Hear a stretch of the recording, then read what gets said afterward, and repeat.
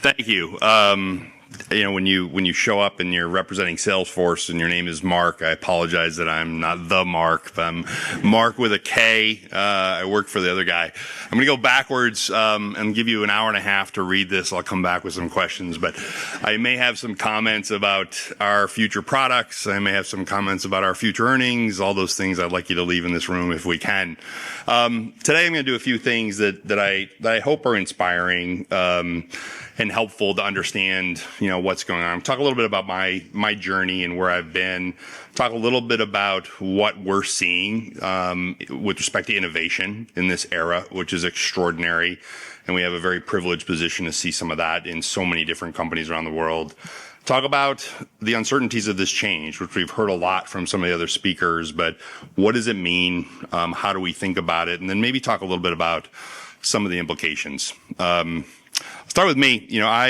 I started really as a business person. As a mathematician, focused on economics, got into banking and did a lot of things in the business world, and then ran into one of your professors many, many years ago, who was probably my first helper teacher in the world of technology. And I find myself standing here today representing one of the largest tech companies in the world, working for one of the most dynamic entrepreneurs the world has ever known, and engaged with some of the greatest engineers the world has ever seen. So you guys are doing something right here by working with Professor Bashir, who's helped me for many, many years. So thank you for that. It's been a fascinating journey for me moving from business into technology. In the past, business was always sort of served by technology, and the lines of business and technology have completely blurred. If you look at companies now, we're seeing CIOs, chief digital officers. The techies are starting to run the world. They're becoming the leaders in business. They're becoming the CEOs of companies all of a sudden. And that's not a traditional path, honestly, but that is now becoming preeminent in the marketplace. And we're seeing that in health companies. We're seeing that in financial services companies and other industries. And that's really not a traditional path, but it's something that's becoming more and more important. There isn't a board in the world that isn't asking their CEO, what the hell is going on in AI and what should we be doing? Is it going to be a threat to any competitive advantage that we have, or can we create competitive advantage using these new technologies? And so I just wanted to bring that up, and that I feel like I've been through that journey. Salesforce has also been through that journey. Many of you know us. We would argue we pioneered a lot in cloud computing, and knocking on people's doors many years ago and said, we want to put your customer data in the cloud, felt absurd, and risky and dangerous. And a lot of the characterizations that are labeled related to AI were also labeled to that moment in time. We can't possibly do that. That's not safe. I think we talked about, what was it? The most irresponsible intern. That's who would have gone to the cloud back then. And those were the comments, walking into a large financial services company saying, we want to take your customer data and put it in the cloud. That just sounded very drunk and disorderly. Now saying, we'd like you to use autonomous agents who will take action. Sounds a little drunk and disorderly. So we've been through these eras before, and we feel like we're reinventing our company to a certain extent, right? We've been the leader in CRM. In 2012, 13, we were pioneering AI. We were doing prompt engineering. We had a lot of patents related to that. We were doing predictive AI. We've moved through generative AI, and we've moved aggressively into agentic AI. And you'll hear about that story and what we've done to get here. But it's been an extraordinary journey from really a small shop in San Francisco to now a $300 billion company that has incumbency in almost every company in the Fortune 500. Things were moving quick. If you're an old man like me, you thought moving from PCs to the internet to smartphones, wow, this is pretty fast, right? That was pretty impressive, and it felt amazing. And isn't this incredible? You probably don't remember this, but remember getting your first BlackBerry? That's going to date me a lot, but do you remember how incredible that was? And also how horrible that was. Like, my email's coming with me. Are you out of your mind? I don't want to bring my email home. So we all felt this change a little bit.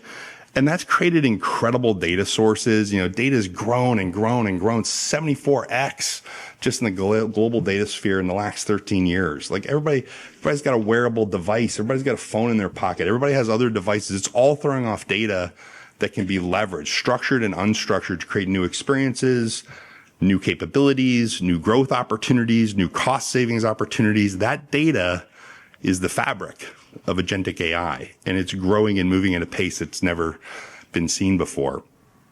So what does it mean? Salesforce had to step back and say, what do we do with all of this? We were selling subscriptions by the seat, right? And if you are a bank, you are probably going to be growing your assets under management, your deposits, or whatever you might be growing, but you're probably not going to be growing your human capital at the same rate moving forward.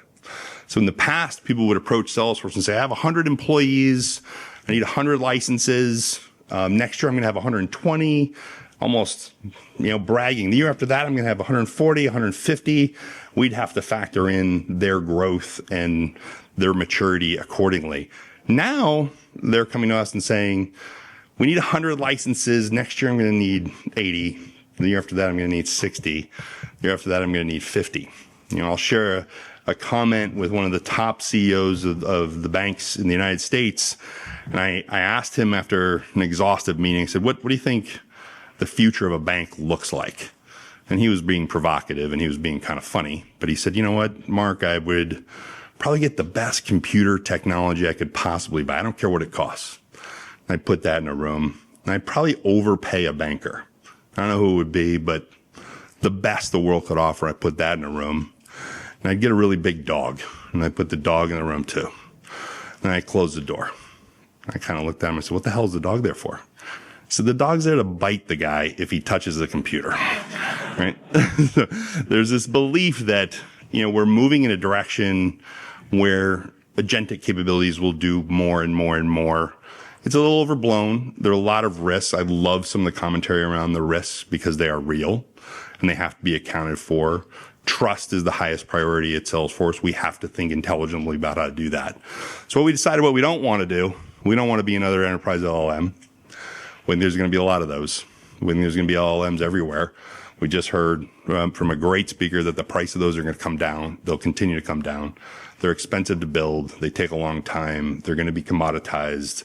They're going to be accessible. And they all look backwards. They don't necessarily look forward. So we don't want to get into the LLM business. While we have them, that's not where we want to go. We didn't want to be another data lake. We have a product called Data Cloud. It competes with Snowflake and Databricks and Oracle and all the other data lakes, gravitational data lakes that exist in the world. That's not what we use it for. That's not how we think about it. We think about it as an on-ramp to our platform to bring structured and unstructured data to an agentic layer that drives activity for both growth and cost savings. And, we didn't want to be another UI. A lot of fancy UI in the world. Some people were mentioning Slack. Thank you for using it. We paid $27 billion for it. We're rooting for it pretty hard. So thank you. But we don't want to be just another UI. And arguably those are evolving as well, right? If you've been on Google and you do a search query these days, you just get the answer. There's really an agent ripping through everybody else's websites, coming back with an answer. It doesn't matter how fancy that website really is anymore. It doesn't matter if it has the best graphics that have ever been seen. It just matters that the data can be discovered and rendered back to you in an intelligent way. So that's profoundly changing how we find data, how we look for data, what we ask about, and how we get there. So we knew those weren't going to be there. So we recognize we need to be one trusted platform-centric approach. And I'm going to talk about what that means to us and why that matters and why we think that's a safer way to bring some of these new capabilities to where your workforce really sits. If you look at everything that's ever happened in the world from a growth perspective, sort of three things you got to do. You want to build a business? What do you usually do? Well, I'm going to need some real estate, might need a few computers, some infrastructure, and I'm going to need some people to drive the business. Almost every business since the beginning of time has started in that structure. We want to open a business in London, so get us an office, let's go get us some technology, and let's hire a leader. I think that's changed profoundly. If you look at real estate now, digital storefronts are preeminent, especially after the pandemic.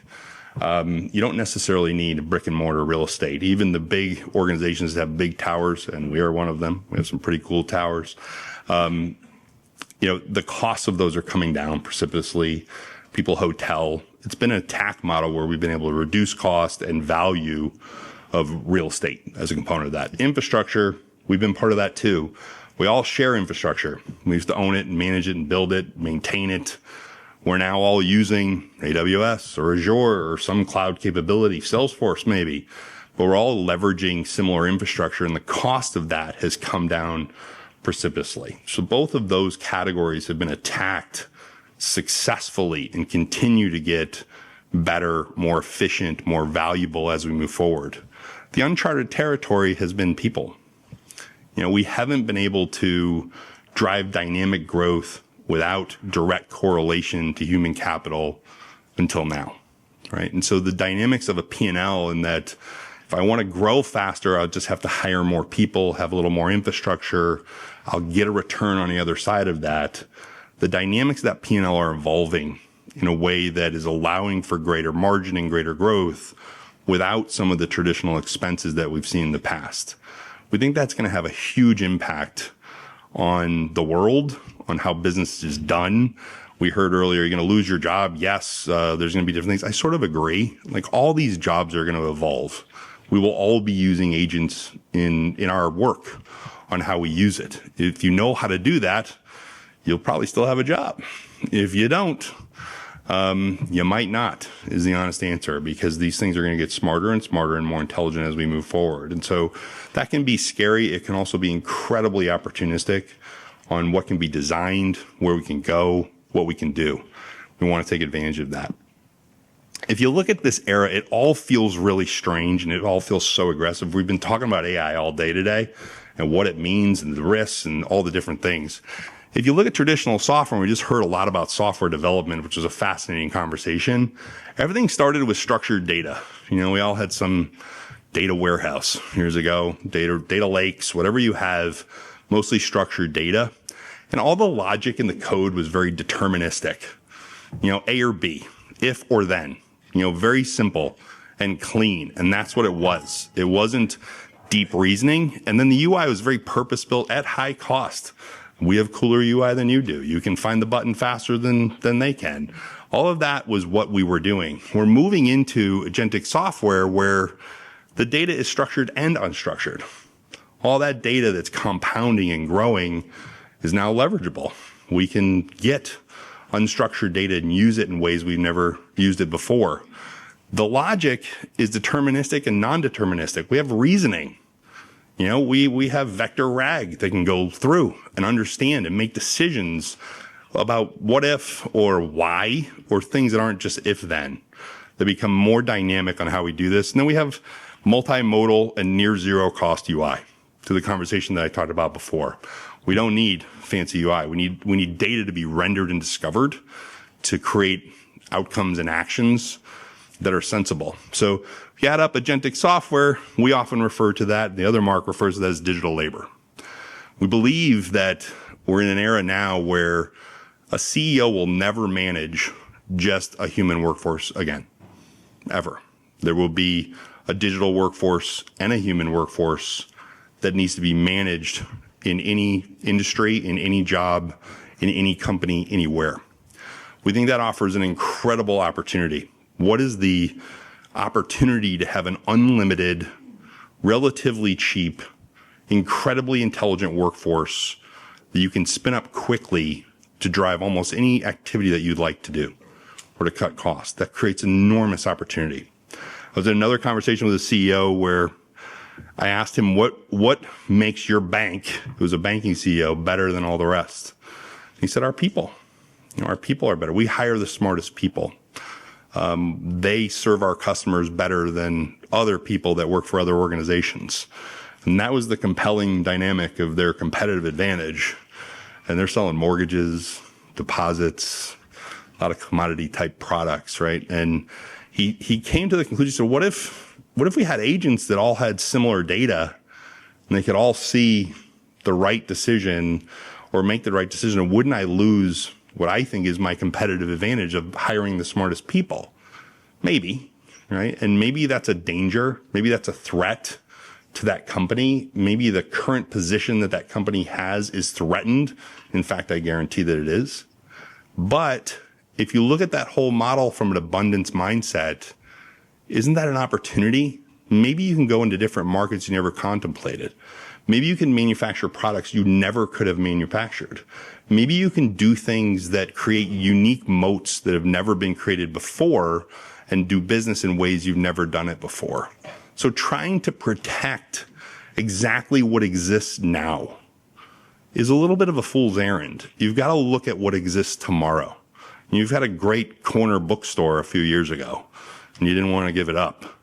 How'd that work out? Right? That's not going to work out so well. And so might have been the best bookstore ever, had the best inventory, had a cool coffee machine. Lots of people loved the experience. I'm not sure that's going to work. A lot of business today feels like a corner bookstore where it's going to be aggressively reinvented. You know, I work in health and life sciences. How medicine is discovered, how medicine is manufactured, how it's distributed is going to change violently in not years and years from now. This year, it's going to change. And so the disruption that's happening in industries that have existed for a long time is almost overwhelming. And the reason for that, if you look at things that have changed in the past, we went to mobile, we had the internet, we had the cloud. They're almost singular in when they occurred. All of this is changing at once. How we leverage data, all the logic, all the interfaces, all at one time. So if you're saying this feels bigger than anything else, you're right. Because the whole model is evolving, not something that's singular or a new feature or a new function that might be valuable, as cloud was, as mobile was, as the internet was. This is bigger than all of that combined, in our opinion, because of the disruption that's taking place. But are people ready for it? Big question, right? You have traditional companies, traditional teams, traditional employees. You have banks that are full of guys that look like me, a little older than they should be, running big tech shops. You have health and life sciences companies with doctors, physicians that have been doing it for 20, 30 years, don't know how to spell AI, right? That's creating some headwinds, right? So they've got coded workflows. They've got disconnected data. When they work with AI, they're getting a lot of hallucinations. Anybody can put a data set, a little prompting tool, and an LLM in a closet and start hammering away.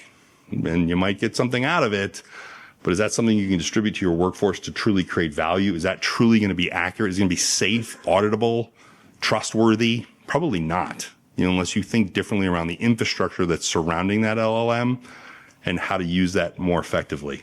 So they're all relatively reaction. The teams, they're experimenting. There's a lot of failure rates. These projects aren't working.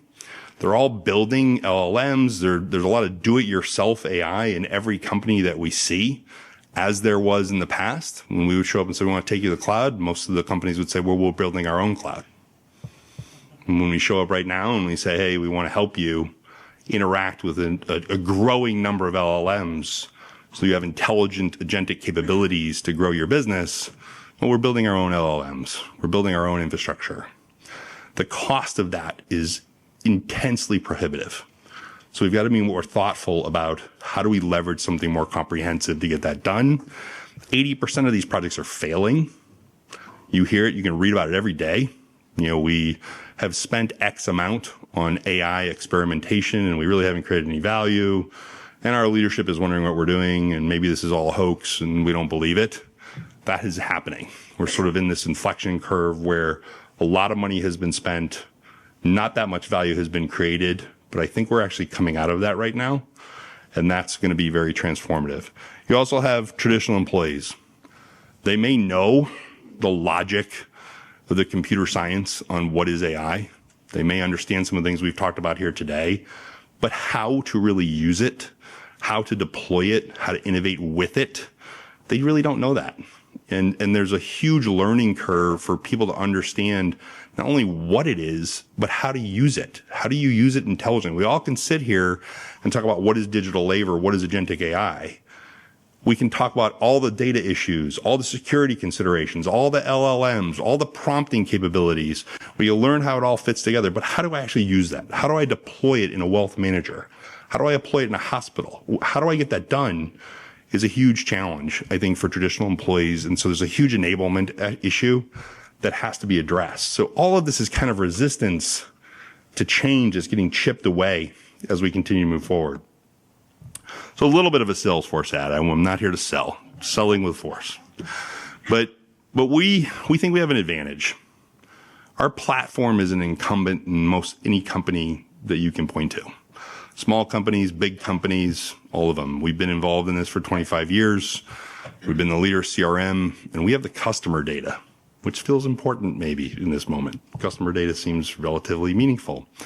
So our platform is sort of everywhere. We created the data cloud not because we wanted to be another Databricks, but the reality was we had a lot of products. Sales Cloud, Service Cloud, Marketing Cloud, Commerce Cloud, Health Cloud, Life Sciences Cloud, MuleSoft we had bought, Tableau we had bought, Slack we had bought. All of those had different data models. All of those did not have a unified data model that worked across all of those applications in a meaningful way. So we set out and said, let's get one data model for every app that we have. I would love to tell you we were so strategically intelligent because we were preparing for AI. We weren't. We just wanted one data model. So we did that. But what happened on the backside of that was this is an insane type of data in the agentic world that can be leveraged in a very unique and trusted way that has some of the most important data you could possibly get to drive agentic capabilities. And we opened it up. So there's Data Cloud for Databricks, Data Cloud for Snowflake, Data Cloud for Oracle. It becomes a gateway to our platform so that you can use it and then leverage the metadata that exists in many of our applications to drive into agents, which we call AgentForce. Branding. We have a lot of marketers at Salesforce. But the point of that is it's a connected platform. Through that, there are trust layers. There's auditability. There's hallucination detection. There's toxic screening. There's encryption. There's all the things you would need to do to sit with a regulator to say, this is where the prompt came from. This is where it went. This is what came back. This was left behind. This is what generated. So we think we have a unique advantage, and that's being represented in the accuracy of our agents. We have the most accurate agents in the world when they're operating on this platform, not because I said so, but because they've been tested against other agents in other places. So we're proud of that, and we think that's going to have a huge impact on where we go. Wealth management, you heard a little bit of this story from RBC earlier. A lot of that activity is leveraging Salesforce.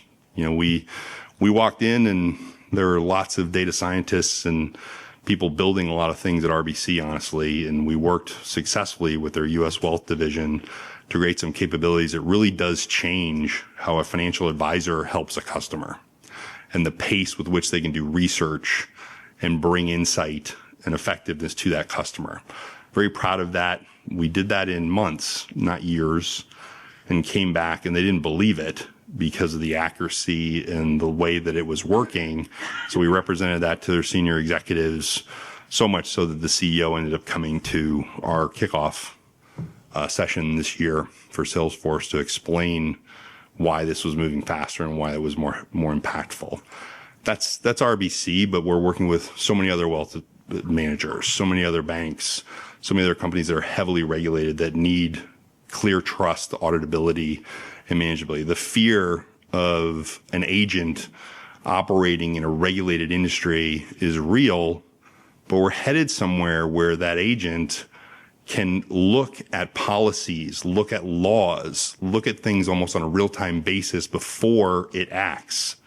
And so if you can look at a change in a regulatory rule that happened the day before, and the agent is going to discover that rule before it acts, in theory, the agent is safer than a human would be because they probably didn't read the rule when they came into work this morning.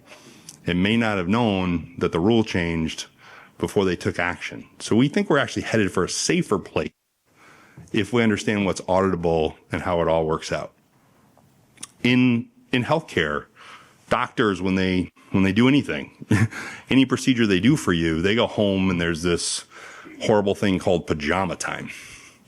Because no matter what they did with you that day, because they're a pretty litigious environment in the healthcare world, they got to type in every note, everything that they did. I put a Band-Aid on them. I gave them 2 Advil, whatever they had to do has to be put in. And so they spend an inordinate amount of time, over 20 hours a week on pajama time, just entering data in repositories so that it's all documented to protect their interests. The agent can do that. The agent can do that. And then the agent can look across that repository and think about what should be done. How do we do that? Agents can also help you find doctors. Find me an orthopedic surgeon in San Francisco that speaks fluent Cantonese, onboard me to his or her practice, make an appointment, and tell me when I need to leave. Agent can do that. They can come right back. So you've been onboarded. The meeting is Wednesday. You need to leave at 3 because your appointment's at 4. And there's a heavy traffic pattern that we found. And I can do that pretty quickly and very accurately. So we're working with some huge end-to-end healthcare companies with the doctors to drive this. It changes how healthcare will be rendered. Anything you do pre-procedure, you need to take this medicine, do something before you go to the doctor, and then you do post-procedure. Make sure you follow up, take your meds. Most of that today is managed by your spouse, your friend, whoever you live with, right? Because there's no one there. And that's a mess. Forgot to take your medicine, let's go back to the emergency room, right? Start over. Inflates the cost, decreases the access, creates huge problems. That is going to change in a very positive way.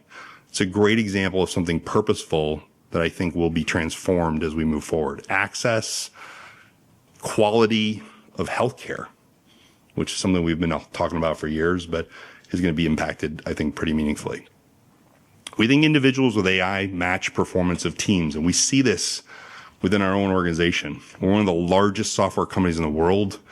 We will hire no engineers this year. Not great for you college grads taking finals this week, I understand, but we are driving efficiency into our organization in ways we've never been able to do that before. We're creating code that's faster and higher quality than it's ever been before with less human capital than we've ever used before. We have a tool called help.salesforce.com. Many of you may have used it. If you use a Salesforce product, and in 1 quarter, I was asked by the other Mark, go back and turn that into an agentic experience. Okay, well, how long do we have? I need to see that by next quarter. This is a, 20,000 person help desk with hundreds of thousands of interactions that are complicated using technology products, not a simple thing. We've now had well over 800,000 conversations using only agents on that help desk. 85% of our volume is supported explicitly by agents who answer the call on one ring and speak to you and give you an answer. They don't deflect you. They see that you are surfing the web, trying to find a problem. They see that you have downtime. They know your patterns, and they're much more intelligent and much better experience. So our customer satisfaction has doubled as we've gotten that done. And that redirects capacity to our growth. Some of our service functions are being redirected to the growth of the business. That's reflected in our financials. That's reflected in more free cash flow, wider margins, higher growth. That's all happening within our organization because we are customer one for anything that we do at Salesforce. And so we're pretty proud of that. But one person can become many. All of you will have an amazing group of chief of staffs or people that support you because you will have agents in your life that are helping you and working with you. You will all have your own digital labor. Your digital labor will be acting with companies' digital labor to get things done. Plan a vacation, make a doctor appointment, whatever. That's where we're going. Is that perfect or not? There's a big hall somewhere showing me lots of pictures of Nobel laureates around here. Is perfect agents with perfect data good? I think is a question that I sort of land on. And these are some incredible Nobel laureates that kind of study game theory. You all know the John Nashes, if you don't know the others, but because of the Beautiful Mind movie, and if we all pick that we want to date the prettiest girl that walks in the door, we're probably not getting a date that night, right? And that was in the movie, right? And so if the agent picks the prettiest girl, then all the agents would. How's that going to work out, right? There's a sense that history will show us that perfect agentic capabilities don't necessarily lead to the best outcomes for society. Everything that I mentioned before about cloud, web, social media, those types of things, I think social media was meant to create world peace. We'd all get along better. There'd be no language barriers. Do you remember that? Right? How'd that work out for us? I think the printer was put in place and said that we'd save more trees because, 3-ply copies wouldn't exist anymore. We just need one piece of paper. Not so much. That killed a lot of trees. And so there are going to be unintended consequences of this, no matter how accurate or perfect or auditable that it becomes. There will be Amazons, there will be web vans, and it's moving faster than we've ever seen in our lives. But I think there's a unique role of human intuition and creativity. You could say, based on software development, you should never study Python, you should never study coding. You should say you never have to study numbers or audit or financials. I think that's wrong. I think understanding contextually what outcomes are being created by agents and being able to look at that's what's going to be taught in these amazing universities. That's what we're going to talk about. How do you know? What's the pattern detection of right and wrong? How can you figure that out? How do you have the contextual awareness of what agents are producing and how they're producing that? So I think knowing those blind spots, having the safeguards of bias, or having that embedded into the process is critical. There's nothing more important to us at Salesforce than that, to make sure we can do this in a way that isn't disruptive or harmful as we continue to move forward. So, I think, what if AI does not replace human ingenuity, but amplifies our unique ability to use collaborative intelligence to solve more complex challenges? I sit on a board that was mentioned, ALS1. ALS is a terminal, horrible disease. And it is just the worst thing you could ever hear a doctor tell you. It's tragic. I've had some experience with that up close. And trying to understand what would happen to cure that disease is something they've been after for a long time. There's no ALS survivors network. You don't see them holding up baseball cards at games saying donate. Nobody survives. So it's a short period of time where you're diagnosed. You have to understand it. There's a gentleman by the name of Dr. Brown at the University of Massachusetts who found the SOD1 gene. Took him 25 years to do it. Incredible. And that's a gene that exists in most ALS patients, which led to some pattern recognition that could be helpful. AI, now looking at data from the whole patient ecosystem, has found 5 more genes, over a weekend, using large company technology. We're headed in a direction where some big problems are going to get solved, which is also amazing. There's a flip side of that coin. AI can create diseases. AI can manufacture some pain if we don't pay attention to it and watch it very closely. And so there will be unintended consequences. There will be amazing good, there'll be amazing efficiency, but there will be some unintended consequences that we, as humans, need to pay attention to and stay incredibly curious. Being here amongst all of you, I'm a state college kid. I don't get to walk in these types of places much, but I'm very curious. I ask a lot of questions. I ask why all day. I say, I don't know, 10 times a day. You all need to do that, as you move forward. This is going to be so dynamic. If you take 2 weeks off at work right now, I come back and talk to the engineers. It's like I'm a member of a new company. What's going on? Like, the pace is unlike anything I have ever seen. So if you're not curious, if you're not digging in, if you don't know the details, it's going to walk past you. And so please pay attention and stay curious. But it's a very exciting time, and I'm thankful for being here today.